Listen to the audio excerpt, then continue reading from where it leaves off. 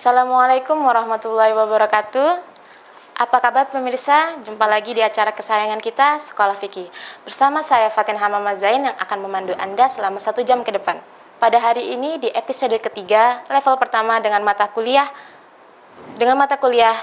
Fikih Muslimah akan membahas lebih lanjut mengenai fikih darah wanita yang pada episode sebelumnya telah kita pelajari mengenai dasar-dasar dari fikih darah wanita itu sendiri. Dan telah hadir di tengah-tengah kita narasumber yang akan memberitahu kita pada hari ini, yaitu Ustazah Aini Aryani LC. Assalamualaikum Ustazah. Waalaikumsalam warahmatullahi wabarakatuh. Apa kabar Ustazah? Kabar baik, Fatin. Kemarin kita sudah mempelajari Ustazah tentang dasar-dasar dari fikih darah wanita mengenai jenisnya, mengenai durasi waktunya, dan juga mengenai batasan umurnya. Mungkin kemarin kita sudah membahas sedikit mengenai apa saja yang tidak dibolehkan perempuan pada saat haid ataupun lagi nifas gitu. Betul. Mungkin bisa dijelaskan lebih lanjut Ustazah pada hari ini. Baik, ada beberapa hal yang tidak boleh dilakukan oleh wanita yang sedang mengalami haid dan juga nifas. Ya. Kira-kira ada 8 lah ya, 8, yaitu yang pertama sholat. Wanita haid dan nifas tidak boleh sholat. Kemudian yang kedua puasa. Kemudian yang ketiga tawaf. Yang keempat masuk masjid dan berdiam diri di dalamnya. Lalu membaca Al-Quran, melafadzkan Al-Quran. Yang keenam membawa Al-Quran atau menyentuh Al-Quran. Selanjutnya dia tidak boleh berhubungan suami istri atau berjima. Kemudian yang terakhir dia tidak boleh ditolak oleh suaminya. Sebab suami yang mentolak istrinya dalam keadaan haid itu memang ada larangannya.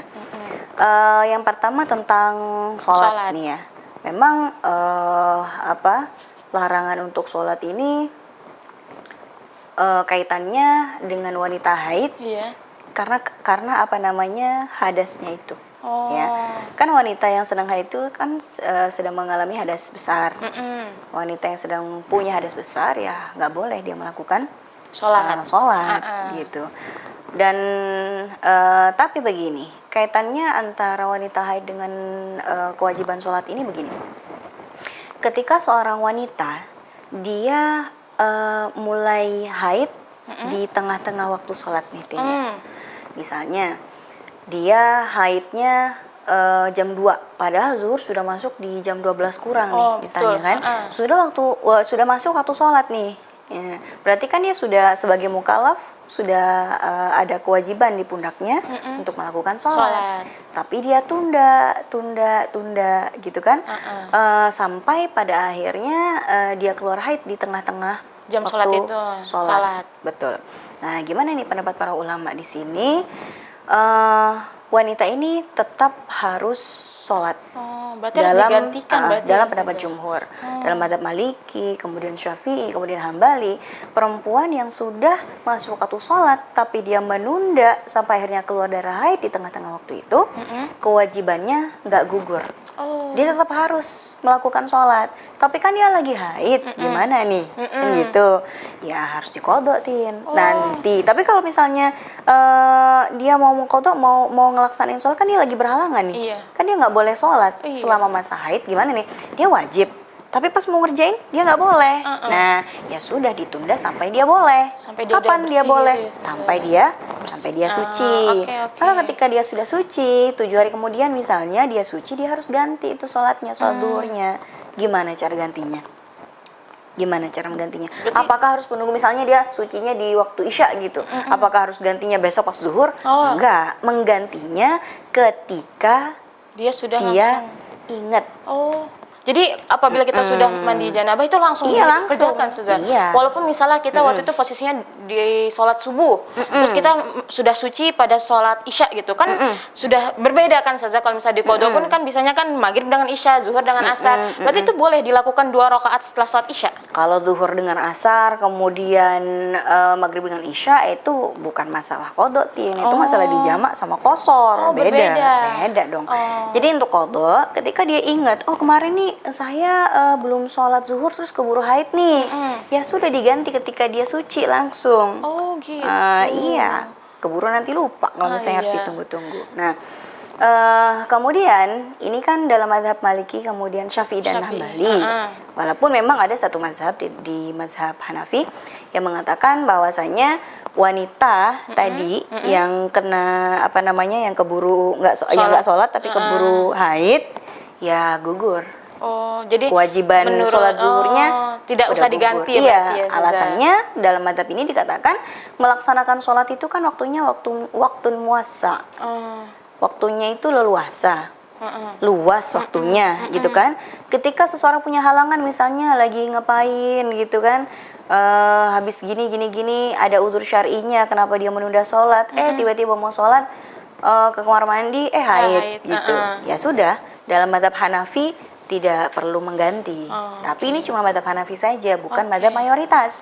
Sedangkan mayoritas ulama fikih mengatakan wajib. Karena sudah ada beban di pundaknya untuk melakukan itu. Jadi tetap harus diganti. Jadi Fatin kalau misalnya nanti begitu, misalnya nih hari ini nih haid nih jam berapa, jam 4:30 belum sholat asar nih misalnya karena apa segala macam, ya nanti kalau sudah suci harus diqodho itu sholat asarnya. Seperti itu. Tapi Ustazah, saya kan jujur saya baru tahu sekarang kalau misalnya kita harus mengganti sholat atau mengqodho sholat yang sudah tertinggal di awal. Nah, banyak perempuan yang sudah masuk masa baliknya itu ya sudah haid itu pada umur kelas 1 SMP misalnya, dan sedangkan saya sudah umur 22 misal. Nah itu cara mengkodoknya sebanyak itu dari kelas 1 SMP dengan semester 7 atau semester 8 itu kan sudah lebih dari 10 tahun. Itu gimana? Semua sholatnya atau gimana nih? Yang sudah masuk waktu sholat yang tadi sudah bisa diingat-ingat bisa diingat-ingat mungkin kalau mengingat mungkin sudah rentan waktunya sudah lama sekali Ustazah. Itu maksudnya sudah lebih dari 10 tahun kan. Kalau misalnya sudah seperti itu gimana Ustazah cara mengkodoknya? Kalau misalnya mengingat-ingat pun juga nah iya itu gimana? Iya, mengkodok sholat kan nggak bisa dengan spekulasi, nggak bisa nih kayaknya, enggak, harus diinget-ingetin, diinget-inget jumlahnya, diinget-inget waktunya. Yang paling mentok-mentoknya ya dikira-kira kalau memang nggak inget, gitu kan. Tapi nggak bisa seseorang mengatakan saya udah lupa nih dan baru tahu sekarang berarti yang kemarin udah gugur nih, enggak. Kewajibannya tidak gugur hanya gara-gara lupa gitu. Ya, seperti itu. Kita tidak bisa mengambil mazhabnya dari Hanafi kalau misalnya dalam posisi seperti ini gitu saja. Dan seperti kemarin waktu kita bahas di episode sebelumnya itu kalau misalnya itu boleh kita apa namanya? Itu tentang siklus haid kan? Iya, siklus haid itu memang kita harus pakai sesuai dengan yang ada yang terjadi dalam diri kita. Tapi kalau misalnya kita mau pakai yang Hanafi ya silahkan, tapi itu bukan mazhab mayoritas. Seperti itu. Terus tidak bisa Ustazah diganti dengan fidyah atau apa, kan kalau puasa kan bisa diganti dengan fidyah. Sedangkan kita kan sholat pun kita lupa ini posisinya Ustazah berapa, untuk mengira-ngira pun kita juga susah gitu karena sudah rentan waktunya udah lama banget gitu. Itu bisa diganti dengan fidyah atau kalau puasa diganti dengan fidyah itu sudah ada dalilnya Tin. Tapi kalau misalnya sholat diganti dengan fidyah nggak ada dalilnya. Mana dalilnya? Misalnya kita lupa nih kemarin, tadi subuh deh misalnya, bangun kesiangan gitu, terus tiba-tiba sebangun-bangunnya jam 9 bayar fidyah ya nggak ada. Ya nggak matching jadinya. Gitu, jadi tidak dibolehkan ya Ustazah. Sebab apa? Sebab memang Rasulullah mencontohkannya seperti itu, gitu. Rasulullah ketika pulang dari peperangan, gara-gara perang jadi nggak sempat sholat, segala macam, dari pagi sampai malam, dari malam sampai siang gitu kan, dari isya, subuh, zuhur, beliau lakukan ketika selesai perangnya di waktu zuhur, semuanya dilakukan di waktu zuhur. Artinya ketika Rasulullah melewatkan waktu sholat isya karena perang ya, bukan karena jalan-jalan ke mall, bukan. Ketika Rasulullah melewatkan sholatnya karena perang waktu isya, Rasulullah tidak mengqodhonya ketika waktu isya lagi, tidak. Ketika peperangannya selesai, ketika waktunya ada, langsung Rasulullah kerjakan di waktu zuhur dilakukannya. Gitu. Ya, sama seperti kita ketika kita melewatkan waktu sholat, misalnya Fatin misalnya jalan-jalan di mall gitu kan, kasihkan belanja di Tanah Abang. Nah ini dia, kalau ngelewatin sholatnya udah pasti dosa. Tapi kalau misalnya Fatin sudah dosa, bukan berarti kewajiban yang tadi harus lupakan dan gugur begitu saja, masih ada kewajiban yang harus dilakukan. Betul. Wah, saya makin penasaran nih Ustazah, kayaknya banyak banget nih pembahasan yang akan kita bahas, tapi kita kayaknya harus memberikan kesempatan mau yang lewat ini dulu saja. Baik. Jadi pemirsa, jangan kemana-mana, tetap di acara kesayangan kita, Skala Fikih.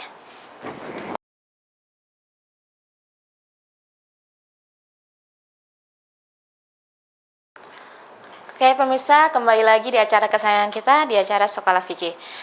Di segmen kedua ini kita akan melanjutkan penjelasan dari Ustazah Aini Aryani LC, yang mana tadi sudah membahas tentang apa saja yang tidak boleh dilakukan wanita yang sedang mengalami haid atau nifas yang tidak dibolehkan. Jadi mungkin melanjutkan yang tadi ya Ustazah ya. Tadi kita sudah membahas tentang sholat yang tidak dibolehkan, itu pasti sholat gitu. Iya. Nah saya ada pertanyaan Ustazah. Jadi apabila kita sudah suci di tengah-tengah waktu sholat gitu, tapi kita sedang dalam perjalanan atau kita sedang di kantor yang tidak membolehkan kita untuk mandi di tengah kantor atau di perjalanan gitu Ustazah. Apakah itu hanya bisa berwudu atau gimana ya Ustazah? Oke, baik. Begini, seorang wanita yang sudah bersih dari haidnya, dia harus segera bersuci, ya kan?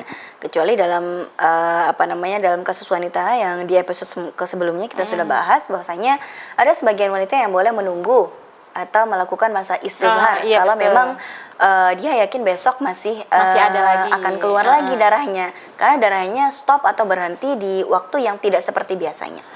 Tapi dalam kasus seorang wanita sudah berhenti darah haidnya, gitu ya, memang karena masanya sudah selesai dan dia tahu bahwa darahnya sudah berhenti saat itu juga dan tidak akan keluar lagi dalam keyakinannya, ya berarti dia harus segera mandi janabah, harus mandi suci. Karena apa? Agar dia tetap bisa segera melakukan apa yang harus dia lakukan, ibadah terdekat yang harus dia lakukan, yaitu sholat. Biasanya kan begitu. Kalau misalnya dia ya di waktu zuhur misalnya tadi jam 2 atau jam 4 lah ya, dia sudah suci jam 3 atau jam 2. Artinya dia tidak boleh menunggu-nunggu lagi untuk bersesuci. Dia harus taharah segera mungkin. Kalau di kantor dia menemukan ya, kalau di kantor misalnya ada kamar mandi yang memang kamar mandinya bukan kamar mandi versi kering nih, kamar mandi bak biasa begitu, yang memungkinkan dia untuk mandi, segeralah mandi, gitu kan? Ya memang nggak enak sih ya habis mandi kita nggak pakai baju yang bersih, masih pakai baju yang di badan tadi, kita pakai lagi ya nggak masalah. Yang penting kan yang kita kejar adalah sucinya dulu, biar kita bisa sholat. Nanti sampai di rumah gampang bisa mandi lagi, ya nggak?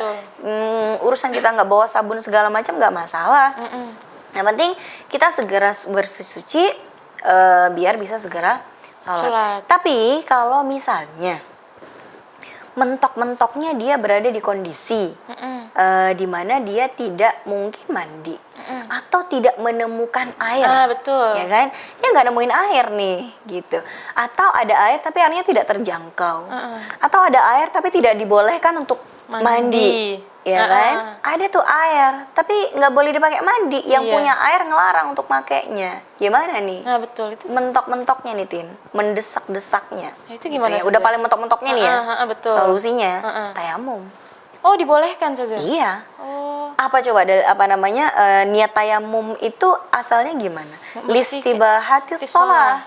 Biar bisa sholat, minimal dia tayamum dulu agar dia bisa untuk sholat. Oh gitu. Seperti itu. Iya. Agar dia bisa sholat dulu. Yang penting dia sekarang bisa sholat nih. Nih sekarang saya nggak dapat air untuk bersesuci nih. Nah, ya sudah, untuk istibahat ya sholat, agar dia bisa sholat, ya sudah tayamum dulu. Gitu. Walaupun habis ada tayamum, air saja. ya ada air tapi kan nggak bisa dipakai, nggak bisa dijangkau. Wudu harus. Kenapa harus wudu? Wudu itu tidak ada satu keterangan pun yang mengatakan bahwasanya wudu bisa menggantikan mandi janabah, nggak ada. Yang ada dalilnya tayamum. Tayamum itu bisa mengangkat hadas, tapi untuk sementara sampai nanti ketemu air. Gitu. Ya kan? Pernah dengar kisahnya Amr bin As? Belum saja. Ya kan? Amr bin As nih pernah dalam satu waktu dia mengalami janabah, keluar air mani, ya kan? Tapi pada saat itu tengah malam atau di musim yang sangat dingin sekali, yang tidak memungkinkan dia untuk mandi janabah. Ada air, tapi kalau misalnya menyentuh air saat itu, dia bisa menggigil. Kalau misalnya menggigil, akan terjadi celaka terhadap dirinya. Akhirnya dia melakukan tayamum, jadi imam sholat subuh pula. Wah. Ya kan? Dan pada saat itu para sahabat yang lain yang menjadi makmumnya lapor ke Nabi. Nabi, ini gimana nih Amr bin As nih, gitu kan? Kita tahu nih dia lagi janabah, dia lagi punya janabah, punya hadas besar. Nah, tapi dia nggak sempat mandi, malah cuma tayamum, jadi imam pula gitu. Terus kata Nabi, ya udah betul itu. Soalnya Amr bin As udah betul itu. Kan begitu. Kan kata Amr begini, ketika Rasulullah nanyain ke Amr gini, benar Amr itu? Iya benar Rasulullah. Terus kamu kenapa? Cuma tayamum doang, nggak mandi, padahal ada air.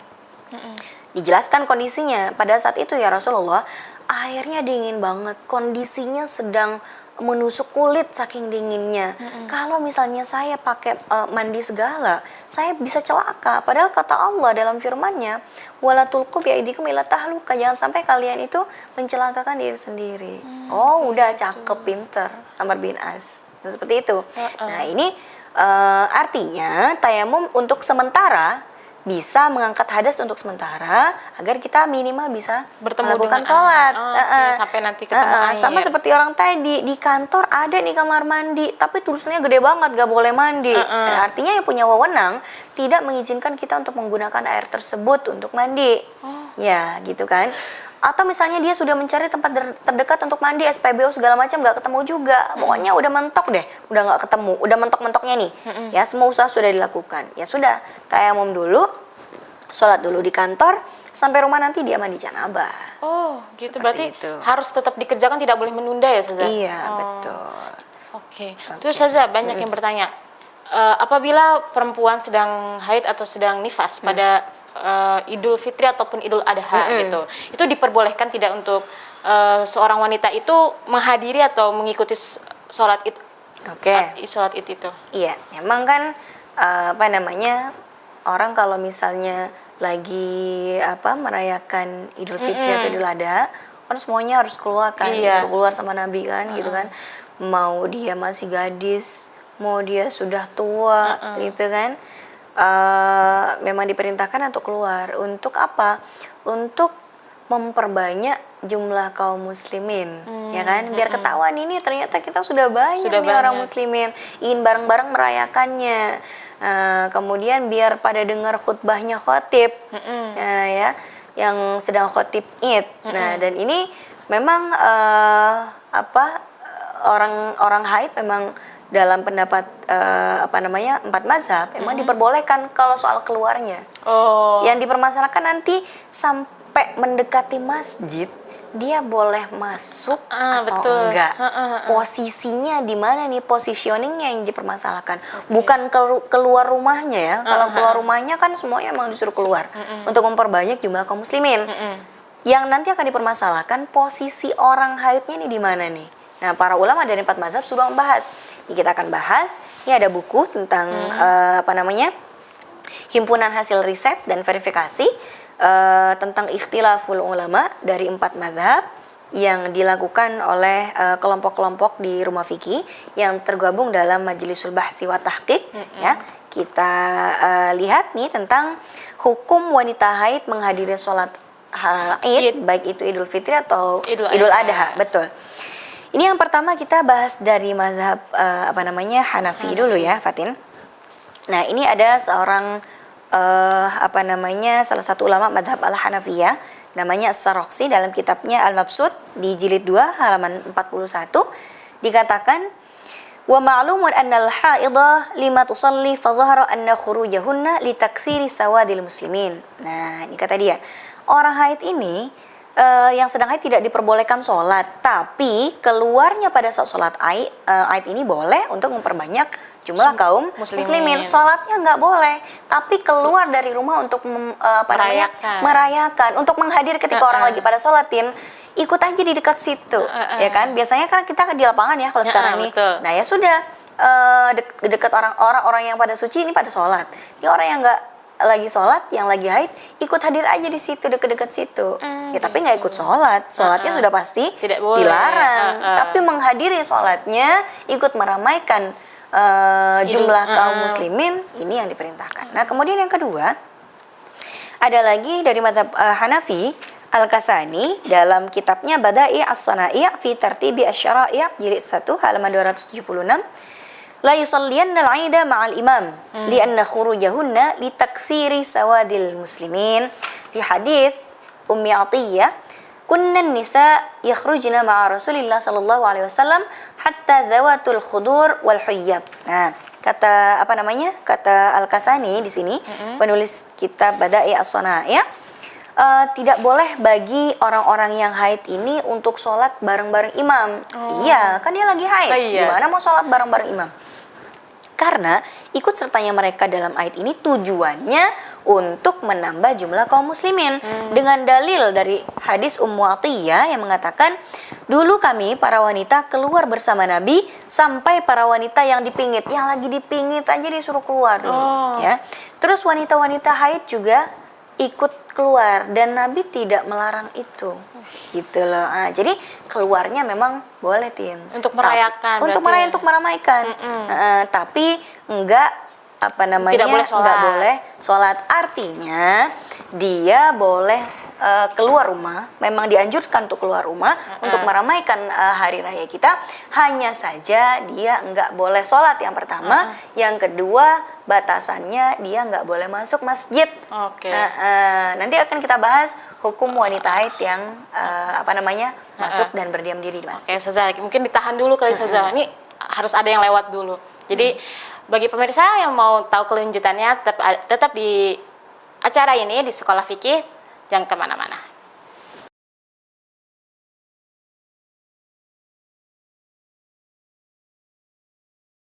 Oke pemirsa, kembali lagi di acara kesayangan kita, Sekolah Fikih. Pada segmen ketiga ini kita akan membahas kelanjutan dari yang tadi Ustazah Aini Aryani sudah jelaskan di segmen sebelumnya.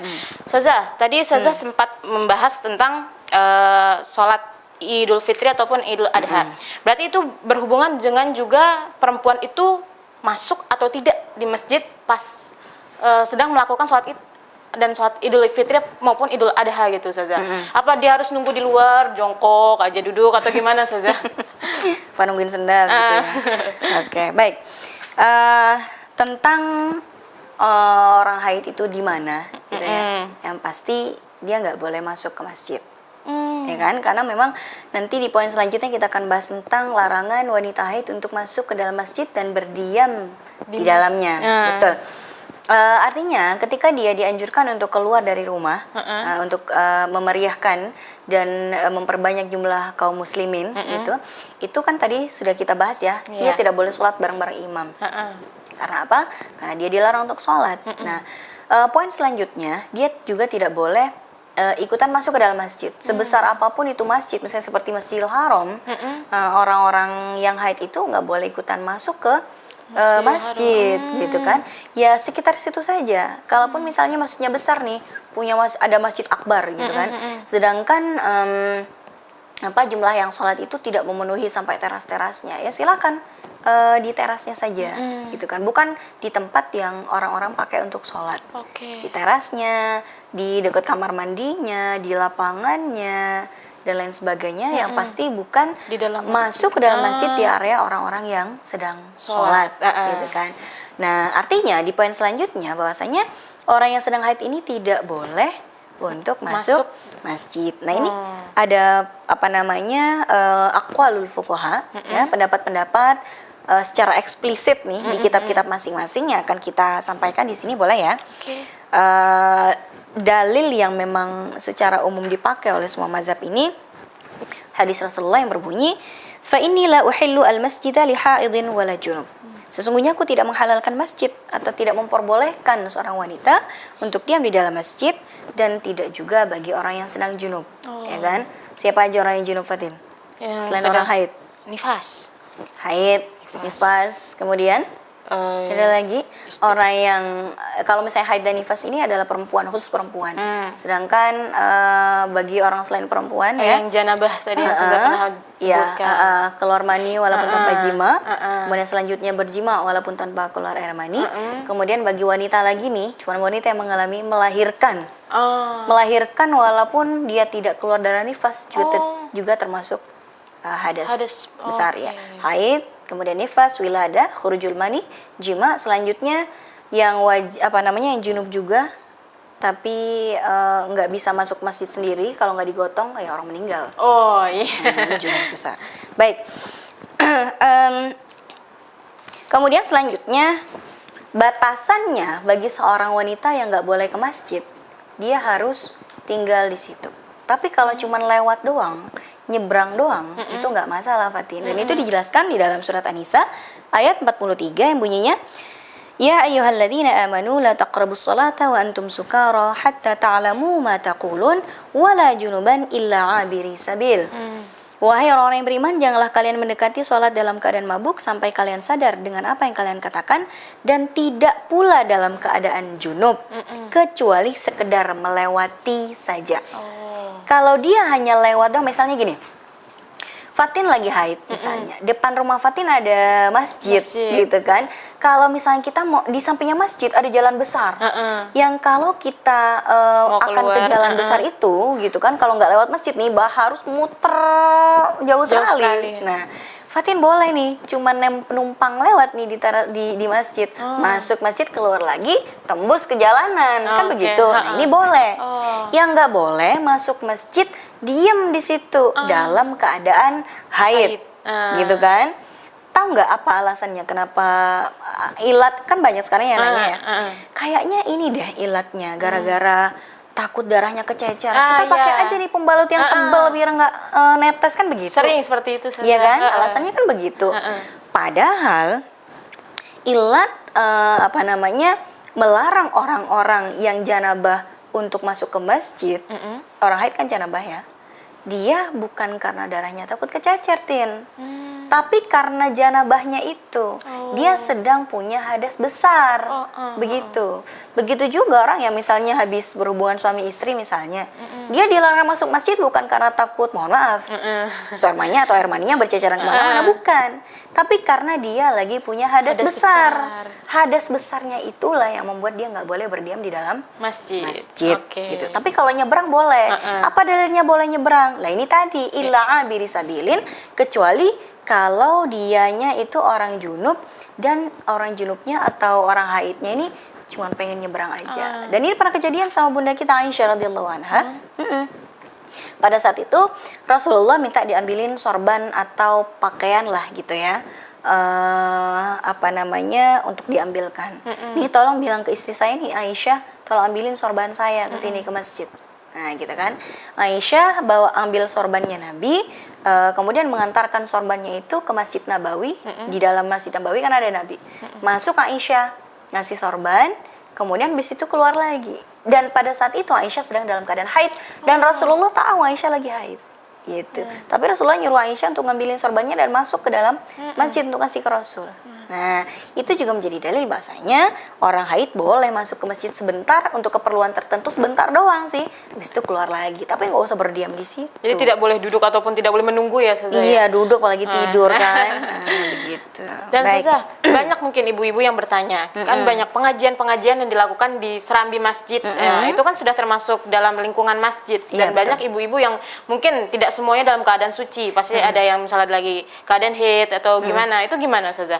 Apakah boleh dia tetap menghadiri pengajian atau di luar serambi masjidnya, atau boleh, kan itu cuma serambi gitu. Jadi boleh nggak sih kita mengadakan pengajian di serambi itu gitu? Jadi begini, Fatin, gitu. Ketika dia sedang berhadas besar, ya kan tadi sudah nggak boleh nih masuk masjid. Ya mau alasannya pengajian atau alasannya yang lain, nggak bisa tiba-tiba alasan pengajian membuat larangan yang tadi tiba-tiba bisa ditolerir, ya kan? Lebih tinggi mana nih, gitu kan? Orang perempuan lagi haid masuk masjid untuk sholat aja dilarang sama Allah, apalagi cuman buat pengajian yang bisa ditunggu pengajiannya sampai ntar habis haid kan nanti masih ada pengajian lagi. Kalaupun dia masih misalnya gini, nanti rugi nih kalau nggak dateng segala macam.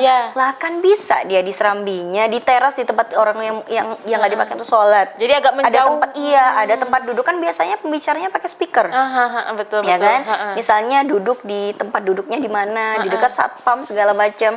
Kalau emang niatnya untuk mendengarkan pengajian, untuk menghadiri majelis ilmu, untuk ngambil ilmu, tidak harus masuk ke masjidnya, ya kan? Bisa di terasnya, ya kan? Iya, betul. Bisa di dekat kamar mandinya, bisa di dekat pos satpamnya, segala macam yang membuat dia terhindar dari berdiam diri di dalam masjidnya.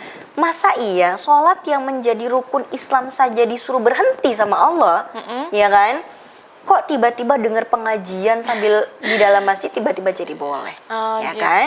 Jadi tidak masuk kategori sampai darurat segala macam, enggak lah, menghadiri pengajian enggak darurat gitu. Walaupun kita posisinya ingin menghadiri kayak menyolatkan orang saja kan di masjid tuh.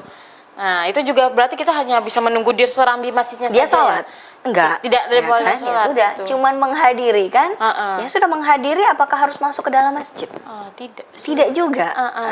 Yang membolehkan seorang wanita haid masuk ke dalam masjid dan berdiam diri di dalamnya cuman karena darurat. Dengan kaidah bahwasanya darurat itu memperbolehkan apa-apa yang tidak boleh. Ad-daruratu tubihul mahzurat. Hanya saja menghadiri pengajian ini bukan termasuk yang darurat tadi, Tin. Yang darurat gimana misalnya? Misalnya nih, ada tsunami, gempa bumi, semua dievakuasi, nggak ada gedung yang tersisa kecuali masjid. Evakuasinya ada di masjid. Ini saya lagi haid. Tapi kalau saya nggak ada di masjid nih, jadi korban nih kita, ya kan? Di area evakuasinya di masjid, ya silahkan dia ada di situ. Tapi pengajian apa bisa disamakan dengan seperti itu? Tidak. Enggak. Pengajian silakan ada di pengajian, tapi bukan di area sholat, ya kan? Di teras, di di dekat-dekat toilet tadi, kemudian di tempat satpam segala macam. Seperti itu. Kayaknya harus diberhentikan lagi nih Ustazah. Kita tunda lagi. Baik. Oke pemirsa, jangan kemana-mana, tetap di Sekolah Fikih.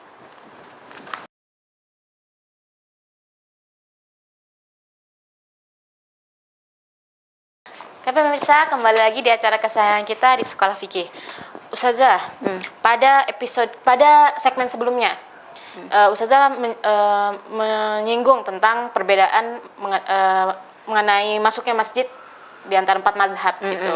Mungkin Ustazah bisa paparkan atau bisa jelaskan kepada kita apa sih perbedaannya, atau mungkin bisa dipaparkan mengenai perbedaannya itu. Oke, baik.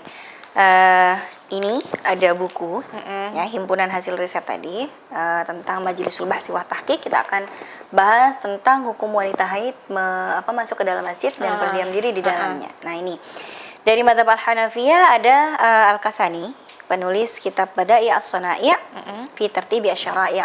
Dalam kitabnya ini di jilid 1 halaman 44 dikatakan, wa amma hukmul haidhi wan nifas famana'a jawaz as-salati was-shaum wa qira'at al-Qur'an wa mass al-mushaf illa bi ghilafih wa dukhul al-masjid. Nah, jadi hukum bagi seorang perempuan yang haid dan nifas, maka dia dilarang untuk puasa, sholat, baca Quran, megang mushaf, dan memasuki masjid. Ya, jadi Al-Kasani ini salah satu ulama dari mazhab Hanafi, ulama mazhab mujtahid mazhab. Kemudian ada lagi As-Sarakhsi, penulis kitab Al-Mabsut. Dalam kitabnya Al-Mabsut jilid 3 halaman 195 dikatakan, wa laisa lil haid massul mushaf wala dukhulul masjid. Nah, ini juga As-Sarakhsi mendukung pendapat tadi Al-Kasani yang mengatakan bahwasanya wanita haid tidak boleh menyentuh mushaf dan juga tidak boleh masuk ke dalam masjid.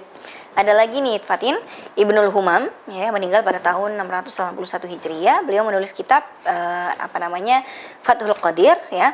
Dalam kitabnya beliau nih Fathul Qadir jilid 1 halaman 165, beliau mengatakan wala tadkhul al-masjid wa kadza al-junub liqauli sallallahu alaihi wasallam fa inni la uhillu al-masjida li haidin wala junubin wa huwa bi itlaqihi. Artinya orang wanita yang sedang haid gak boleh masuk masjid. Begitu juga orang yang sedang junub. Karena Rasulullah SAW bersabda, sesungguhnya tidak dihalalkan bagi wanita haid memasuki masjid, begitupun bagi yang sedang junub, dan larangan ini bersifat mutlak. Tidak bisa diganggu. Nggak bisa diganggu gugat, ya kan? Apalagi hanya sekedar untuk pengajian, ya kan? Ada lagi dalam mazhab Maliki nih, tadi kan mazhab Hanafi ya, sekarang kita kupas lagi pendapat-pendapat para ulama di mazhab Maliki. Ada seorang ulama di dalam mazhab Maliki yang bernama Al-Qarafi. Beliau adalah penulis buku Az-Zakhirah.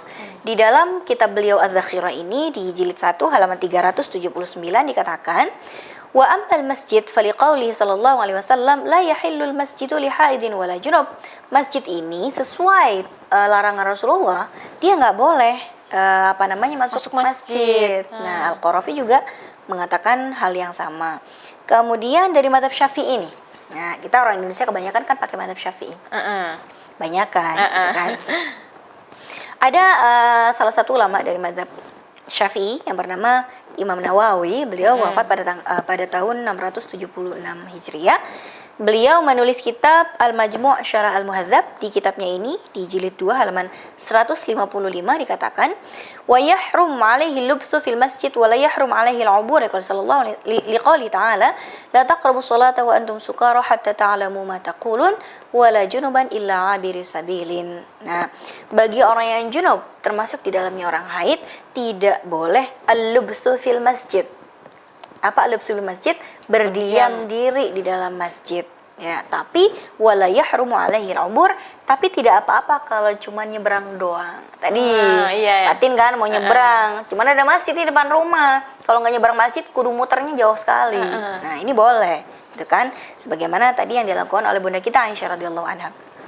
Nah, ada lagi dalam mazhab Syafi'i ulama yang bernama Zakaria Al-Ansari. Beliau wafat pada tahun 926 Hijriah dan beliau menulis kitab yang bernama Asnal Matalib Syarah Raudhat At-Talib. Syarah Raudhat At-Talib pada jilid 1 halaman 101 beliau mengatakan, ini dia, wa yukrah laha 'uburul masjid. Nah, dia boleh nyebrang, tapi nyebrangnya aja udah makruh. Iya, nyebrangnya kalau nggak ada kepentingan, ngapain mondar-mandir masjid, kan begitu. Ya kalau ada kepentingan silakan. Tapi kalau misalnya bisa nggak ngelewatin tempat sholat, ya nggak usah, kan begitu. Memang boleh, tapi tetap makruh dalam pendapat Zakaria Al-Ansari ini. Gitu. Nah, ada lagi dalam madhab Hanabila sekarang, Tin. Dalam madhab Hanabila ini juga ada ulama yang bernama Ibnu Qudamah. Beliau nulis kitab namanya Al-Mughni. Ya. Di kitab beliau Al-Mughni jilid 1 halaman 107 dikatakan, walaisa lahum al-lubsu fil masjid. Dan orang-orang yang lagi junub termasuk di dalamnya orang haid gak boleh berdiam diri di dalam masjid. Jadi hampir semuanya mazhab sama, dari mulai Hanafi, Maliki, Syafi'i, Hambali, semuanya tidak ada yang membolehkan masuk ke dalam masjid. Nah, ini ada lagi mazhab nomor 5, ya kan? Namanya mazhab Zahiri. Cuman sekarang udah susah dicari orang yang pakai mazhab Zahiri, udah susah sekarang, ya kan? Ibnu Hazm, tokoh dari mazhab Al-Zahiri, salah satu ulama dalam mazhab ini, dalam kitabnya Al-Muhalla di jilid 1 halaman 400 dikatakan, wajaizun lil haid wan nufasa ayyatazawwaja wa ayyadkhula al-masjida wa kadzalikal junub. Ini beda sendiri nih. Yang lain semuanya dari 4 mazhab kan ngelarang, nggak boleh. Bahkan ada tadi satu yang memakruhkan, ya kan? Untuk melewati saja udah makruh. Iya, ngelewatin aja makruh boleh sih, cuman ya makruh gitu. Nah, tapi di mazhab Zahiri ya ada satu tokohnya yang bernama Ibnu Hazm, salah satu ulamanya, membolehkan dan boleh bagi seorang yang haid dan nifas untuk menikah dan masuk ke dalam masjid. Ya kan? Jadi dia boleh dinikahi, ya boleh dinikahi tapi kan nggak boleh dijima. Dan juga dia boleh masuk ke dalam masjid. Beda sendiri, ya kan? Nah, artinya dalam pendapat mayoritas, ya kan, mayoritas ulama berdasarkan surat An-Nisa tadi dan berdasarkan hadis Nabi tadi dikatakan bahwasanya wanita yang sedang haid dan sedang nifas nggak boleh masuk masjid, dilarang, haram hukumnya untuk berdiam di dalamnya, kecuali ada satu madhab yang diwakili oleh Ibnu Hazm, yaitu madhab Zahiri, mengatakan bahwasanya boleh-boleh aja sih, gitu kan, nyebrang boleh, masuk boleh, ya beda sendiri sih, ya kan, ya pendapat beberapa ulama kan memang kadang-kadang berbeda. Tapi mayoritasnya dari 4 mazhab yang muktamad ini mengatakan haram, Tin. Jadi kalau misalnya sekedar pengajian ya janganlah, Tin. Enggak darurat-darurat amat kan. Kalau mau benar-benar mau ikut mungkin nunggu aja di tempat sendal gitu kali betul. ya. nunggu di tempat sendal kasihan banget ya. Sekalian nungguin di sendal. teras lah misalnya seperti itu. Dari tadi Ustazah menyebutkan di mazhab Zohiri itu boleh untuk melewati, untuk masuk gitu ya Ustazah. Tapi apakah dia juga boleh untuk berdiam diri seperti yang lain kan tidak boleh untuk berdiam diri di masjid itu tidak boleh. Dari mazhab Zohiri ini dia itu hanya boleh masukkah atau boleh sambil menunggu atau sambil berdiam diri situ atau gimana Ustazah? Iya, di dalam mazhab Zahiri ini dikatakan ini di di Al-Muhalla juga yang ditulis oleh Ibnu Hazm ya, yang nggak boleh kan ini nih. Idza hadat falam yanhaha illa 'anit tawafi bil baiti faqat. Yang nggak boleh kalau dia masuk ke dalam masjid buat tawaf. Nggak bolehnya bukan masuk ke masjidnya tapi tawafnya. Gitu. Jadi kalau misalnya dalam pendapat Ibnu Hazm, emak-emak yang lagi mau menghadiri pengajian boleh, ya kan? Masuk masjidnya boleh, berdiam dirinya boleh, yang nggak boleh tawafnya aja. Gitu. Jadi di dalam masjid ya boleh-boleh aja, tapi jangan tawaf. Masjidil Haram maksudnya. Kalau masjid kita mah tawaf ngapain? manasik haji nanti kita. Artinya pendapat Ibnu Hazm mengatakan wanita boleh masuk ke dalam Masjidil Haram, boleh berdiam diri di situ, tapi yang nggak boleh dilakukan adalah tawaf. Berarti nanti Beda sendiri. kalau misalnya ibu-ibu yang ngambilnya mazhab Zohiri aja nih kan boleh ya, ikut pengajian nih pas lagi waktu tidak bersih apa lagi haid itu dibolehkan atau enggak sudah? Boleh-boleh aja menurut mazhab Zohiri. Cuman apakah kita lebih pilih mazhab Zohiri dibanding 4 mazhab yang muktamad yang tadi gitu kan? Cuman satu tokoh doang sih yang bilang, cuman Ibnu Hazm. Sementara banyak sekali mazhab tokoh ulama dari mazhab yang lain yang muktamad dari Hanafi, Maliki, Syafi'i dan Hambali yang mengatakan keharamannya. Nyebrang aja dalam mazhab Syafi'i yang diwakili oleh Zakaria Al-Ansari tadi mengatakan makruh kok gitu kan, apalagi masuk diem. Alasannya mau dengerin pengajian, padahal dengar pengajian juga nggak harus masuk ke dalam masjid. Wah, kita tadi sudah di segmen pertama dan sampai segmen keempat ini baru membahas 2 poin saja. Dan masih ada 6 lagi saja yang tidak dibolehkan perempuan itu melakukan apa saja yang tidak jadi dilakukan. Mungkin setelah ini kita akan membahas lebih lanjut saja. Nah, kita harus memberikan kesempatan mau yang lewat ini. Oke, pemirsa, jangan kemana-mana, tetap Sekolah Fikih.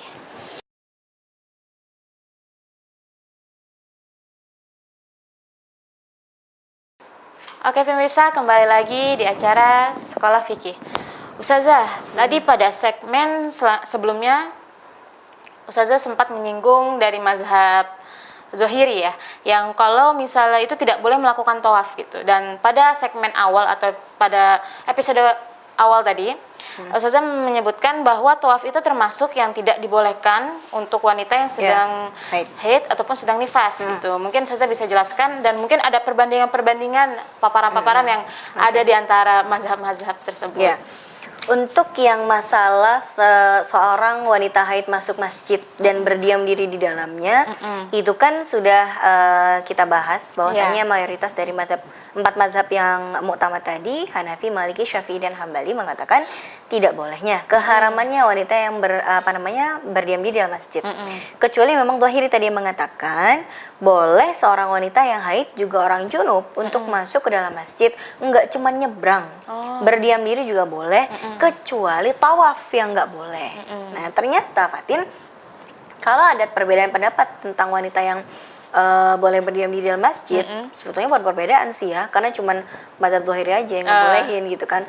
Tapi ternyata untuk masalah yang tawaf ini agak lebih kompak nih semuanya. Seragaman. Bahkan Zohiri sekalipun. Kan tadi Zohiri udah bilang, boleh sih berdiam di masjid, tapi jangan tawaf di situ, gitu kan? Artinya tawaf dalam mazhab Zohiri itu diharamkan untuk wanita yang sedang haid. Begitu juga pendapat para ulama yang lain, gitu kan? Kita akan bahas pendapat-pendapat mereka yang secara tertulis di kitab masing-masing, secara eksplisit mereka mengatakan bahwasanya wanita haid nggak boleh tawaf, gitu kan?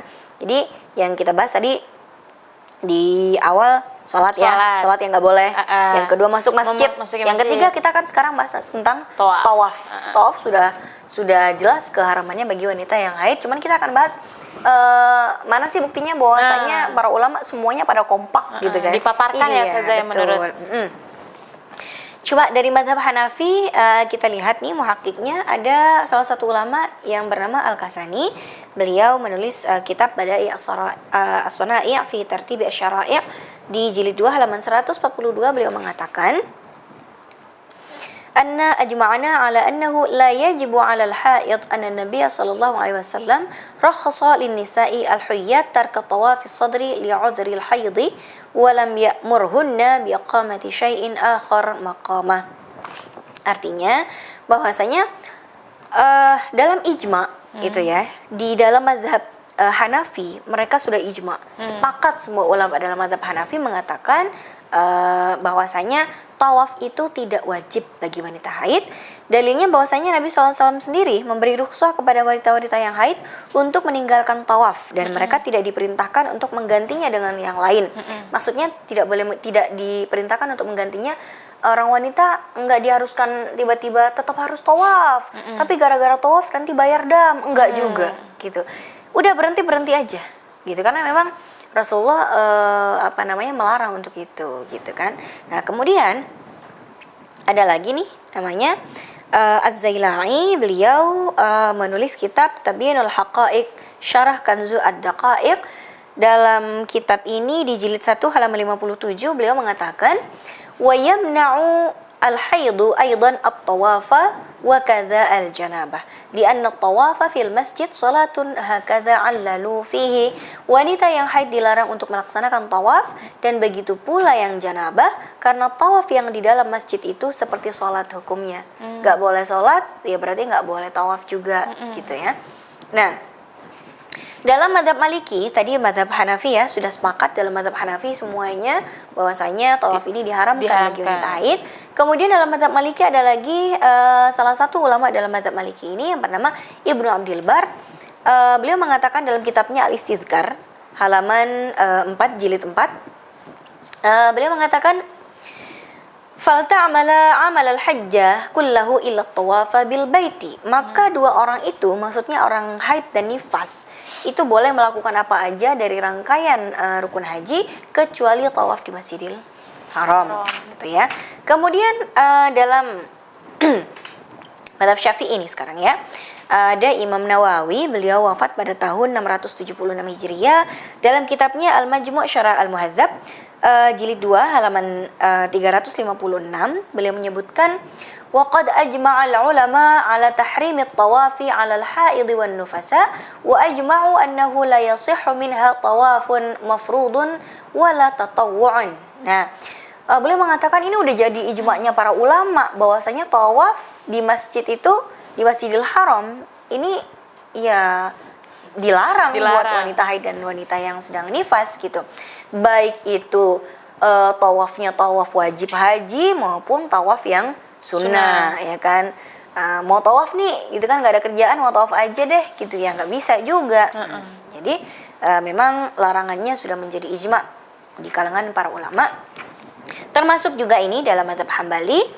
Dalam mazhab Hambali ada salah satu ulama yang bernama Ibnu Qudamah. Beliau dalam kitabnya Al-Kafi fi Fiqhil Imam Ahmad di jilid 1 halaman 135 beliau menyebutkan tahrimut tawaf. Nah, babnya saja sudah tahrimut tawaf gitu kan judulnya. Beliau berdalil pada sabda Rasulullah SAW kepada hadis Nabi yang berbunyi qala Nabi sallallahu alaihi wasallam li Aisyah idh hadat. Nah, if'ali ma yaf'alul hajju ghairu alla tatufi bil baiti hatta tatuhuri. Ya, muttafaqun alaih. Kata Ibnu Qudamah, keharaman bagi wanita yang haid itu udah paten lah, nggak bisa diganggu gugat gitu kan. Dan dalilnya adalah sabda Rasulullah SAW ketika beliau berkata kepada Bunda Aisyah radhiyallahu anha, kerjakanlah apa-apa yang dilakukan oleh orang yang sedang haji pada umumnya kecuali tawaf sampai kamu benar-benar suci dari haid. Ini diriwayatkan oleh Bukhari dan Muslim ya. Dan tidak cukup cuma 4 mazhab itu saja mengharamkan tawaf bagi wanita yang sedang haid. Ini ada mazhab yang kelima, Zahiri. Biasanya sih dia beda sama yang 4 mazhab tadi. Ini kenapa tiba-tiba jadi kompak? Betul. Ibnu Hazm dalam kitabnya Al-Muhalla ya, Al-Muhalla bil Athar jilid 1 halaman 380 beliau mengatakan famata dhahara min farjil mar'ati lam yahilla laha an tusalliya wala an tasuma wala an tatufa bil baiti ya. ketika seorang wanita haid atau keluar darah dari rahimnya, dia tidak boleh sholat, tidak boleh puasa, dan juga tawaf di Baitullah. Kompak dia. Nah, maka ini sudah menjadi kesepakatan, sudah menjadi konsensus para ulama dari 5 mazhab. Nggak cuma 4 mazhab, ya kan? Sudah 5 ya? Sudah 5-limanya kompak semuanya mengatakan bahwasanya wanita yang haid nggak boleh tawaf. Mau apapun alasannya, pokoknya wanita yang sedang haid ataupun sedang nifas tidak boleh betul. gitu. Bahkan dalam tadi Imam Nawawi dalam Al-Majmu' Syarah Al-Muhadzab disebutkan bahwasanya tidak hanya tawaf yang fardu yang nggak boleh, yang tatawu, yang sunnah aja juga dilarang bagi wanita yang sedang haid. Jadi tawaf sunnah aja dilarang loh di dalam masjid itu, apalagi pengajian. Jadi buat ibu-ibu itu pokoknya dilarang. Gitu bukan dilarang ngajinya nih, dilarang masuk masjidnya. Ya kan? Nah ini tadi kita sudah bahas tentang tawaf. Ya, kita sudah membahas 3 ya. Iya, hari ini sholat, masuk dan berdiam di dalam masjid, dan juga tawaf. Jadi sedangkan masih banyak saja yang harus kita bahas. Maksudnya udah ada 8 yang saja pada awal episode tadi saja mengatakan bahwa 8 hal yang tidak boleh dilakukan wanita sedang haid. Iya, masih ada sisanya kan? Masih ada sisanya. Sisanya tuh 5 kan? Masih kita ulang sebutkan lagi sebentar ya. 5 pada tadi. sholat tadi saja. Kan sholat udah. Sudah. Yang belum? Yang sudah ya, sholat, masuk masjid dan berdiam di dalamnya, kemudian tawaf, masih ada 5 lagi yaitu membaca melafadzkan Al-Quran, memegang, menyentuh dan membawanya, ya kan? Kemudian tidak boleh berjima dengan suaminya, kemudian tidak boleh ditolak oleh suaminya. Kemudian tidak boleh berpuasa. Oke, Ustazah, mungkin untuk episode kali ini kita hanya bisa membahas 3 poin saja dari 8 itu. Mungkin cukup sekian hari ini. Saya mengucapkan banyak terima kasih Ustazah untuk menjadi narasumber pada hari ini. Insya Allah kita akan bertemu pada episode selanjutnya. Oke, pemirsa, inilah akhir dari episode hari ini. Bagi Anda yang belum bergabung, silakan registrasi dengan membuka website sekolahfikih.com, dan bagi mahasiswa silakan mengerjakan soal yang telah disediakan. Saya Fatin Hamamazain beserta kru dan kerabat kerja yang bertugas mohon diri. Billahi taufiq wal hidayah. Assalamualaikum warahmatullahi wabarakatuh.